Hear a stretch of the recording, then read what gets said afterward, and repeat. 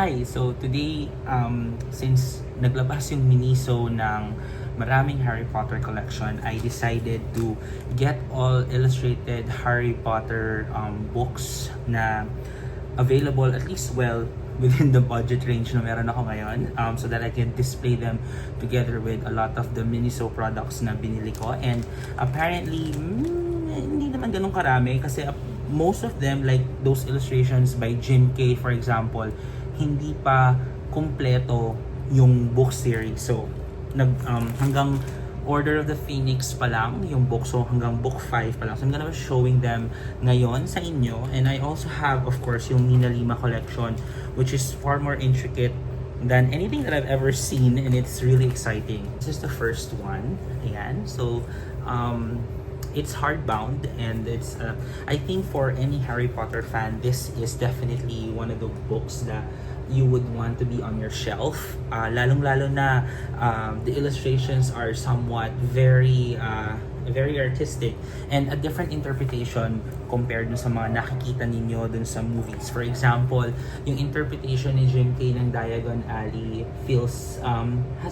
has a very specific character na hindi na-reflect doon sa how the movie would translate it, like a different interpretation from what Chris Columbus envisioned dun sa movie. For example, Jim Kay's depiction of the ride, Hogwarts Express, looks really different from the movie, like how may parang dragon pa yung kanyang Hogwarts Express, yung mga gano'n. This is look at this, a very interesting interpretation of the Quidditch field by Jim Kay. It has a dark tone to it, but mostly silhouette form. This one, yung moment na kausap ni Dumbledore si Harry after when he saw the Mirror of Erised. So, syempre, pag ganito, and it's a may mga cute na Easter eggs. For example, in every page makita kayo ng mga chess pieces. Parang it's a foreshadowing nung mangyayaring challenges when they're going to get the Sorcerer's Stone. So that's Sorcerer's Stone. And then we also have here yung Chamber of Secrets na ang cover is yung ride nila to the Burrow. So, ayan. So ito yung interpretation ni Jim Kay ng Burrow. Ito yung Ford Anglia that they were riding. And then ang isa sa mga nagustuhan ko dito was more specifically hinighlight niya, for example, yung isa sa mga prominent features ni Dobby, which is the huge eyes. And then there's also a very grotesque interpretation naman no itsura ni Dudley. So this is a more very caricature version of it, diba, of how the book actually describes Dudley. And then another is, this is nice. This is from King's Cross Station. Tapos nagdi-disappear yung Fort Anglia. It's a really nice take on the interpretation na yan. So, this one is yung mga Cornish pixies sa lecture ni Gilderoy Lockhart when they all got messy. This is Harry's encounter with Fawkes. His first encounter with Fawkes. He saw Fawkes kasi, di ba sa movie, medyo marami pang feathers si Fawkes. Pero in the book, ganito ang description. So, it aids the imagination of the reader to a different level than that of the movie. And this is The Prisoner of Azkaban. I'm not gonna open every book. So, papakita ko lang, this is The Prisoner of Azkaban. So, this is the night bus. Mostly, ang isa sa mga nakaka-capture ng attention ko dito was yung hippogriff. Kasi sa movie, si Buckbeak lang yung pinakita na hippogriff. Pero dito, dun sa lecture sa original na, as how it was described in the book, no? Maraming hippogriff doon sa scene. Ayan. Yan. Ganito yung pagkaka-describe. Maraming hippogriff. Each student has their own hippogriff. Tapos si Buckbeak, isa lang siya dun sa mga hippogriff na nandun. So, ito, that's a nice take as well.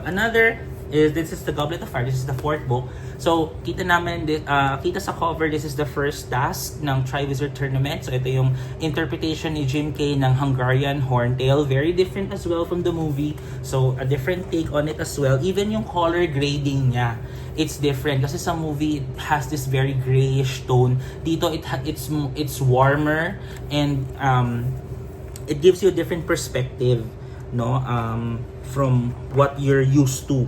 This one is yung after ng Quidditch World Cup, pinalilipad ng mga Death Eaters yung mga Muggles, no, doon sa Quidditch World Cup. Ayan, pinapalipad nila.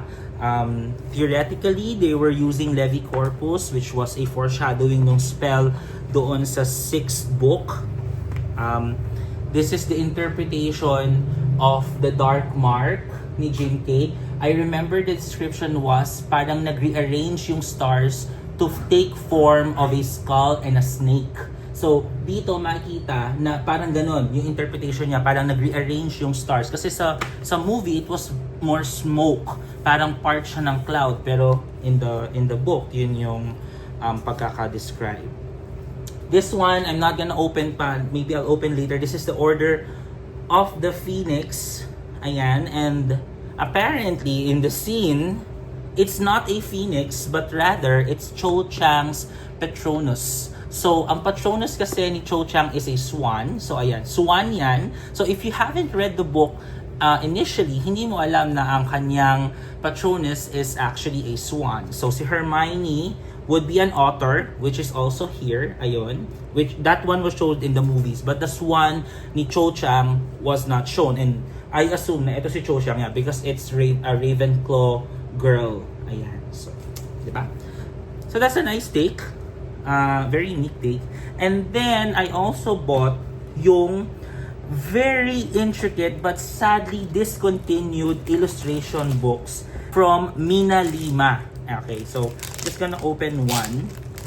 This one is the Sorcerer's Stone. I already opened the Chamber of Secrets because I wanted to see the interpretation of the Chamber of Secrets. However, this one feels more intricate. Yung ridge ng book, kitang-kita naman natin yung quality dyan. It's embossed and that it has a texture. Okay? And medyo makapal siya because may mga pop-up. So, I have to be very careful in opening this. This is the Sorcerer's Stone. So, let me just go to one pop-up. For example, let's do... So, may mga paper in between kasi syempre, may mga pop-up. The fun part, for example, this one, this is, I think, the moment na pinakita ni Hagrid yung Diagon Alley kay Harry. Open it up. Nandun ang Diagon Alley. There you go. So, ayun, yun yung interpretation naman from Mina Lima. Itong series from Mina Lima. Ayan. Oh, so this is a fun way to revisit yung Harry Potter series. Harry Potter books, lalo na yung mga unang part. Sadly, discontinued siya. Gosh, it's a pop-up. So, ito yung chess part nung when they were trying to claim the Sorcerer's Stone. Ayan. So, that's fun. Chamber of Secrets. Ayan. So, ito color green naman siya. Steel gold. Ang maganda sa kanya, since it is supposedly a complete series, okay, when you stack them sa shelf, when you put them sa shelf, meron siyang number, like 1, 2, and then 3 dito. Ito yung pang third kasi, ayan. So, meron siyang number. Kaya lang, hanggang 3 na lang kasi they discontinued. They didn't do Goblet of Fire anymore. So, I guess the Goblet of Fire book would be very, very thick kasi even sa paperback, napakakapal niya, no? So, kung lalagyan mo pa nga naman ng mga pop-ups, it would be very thick. This one's interesting kasi this one, for example, ito. This is the chapter of the Polyjuice Potion. So, meron siyang parang spin, meron siyang naka-spin dyan. Tapos, nag-iiba-iba yung itsura ni Harry at saka ni Ron as they transform to Crabbe and Goyle. So, ayun. Diba? Very creative take on Harry Potter stuff. So, ito yung isa ko nagustuhan dito. The Chamber of Secrets itself. So, sa Chamber of Secrets itself, merong mukha, of course, ni Salazar Slytherin. And then, when you open this one, ito, there's a snake or a basilisk coming out. So, ayun. So, it's a fun take. Siyempre, kung bata ka nga naman, this is a fun way to discover Harry Potter. Pero as an older fan, as someone who's read Harry Potter since kabataan, it's something nice to have. And I'm not gonna open this one na lang later. I'll open it na lang later. Pero basically, this is the newest one and the last one that they did. This is Prisoner of Azkaban.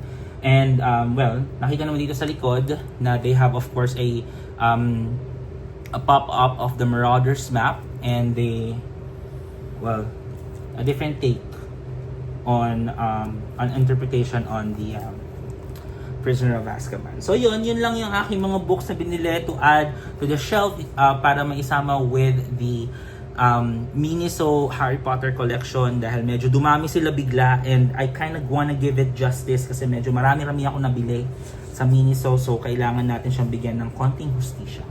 Ayun lang. Thank you!